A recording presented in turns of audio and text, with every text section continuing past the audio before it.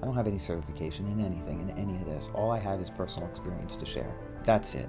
I'm an IT guy. I'm a father with 2 kids, but I have my experience to share, and that's valuable. I think between that and the training that HCI has provided, it makes it extremely valuable, especially for a guy, because there aren't enough of us. It can do some wonderful things financially, but if they saw what it could do for them personally, they would be all over this. Especially fathers. Fathers do anything for their kids. Any father that's tapped in to their heart, even if they're not even aware of it, if they have a heart, they will do anything for their kids. It's an amazing opportunity, and it needs to be exploited, and it needs to be shared more.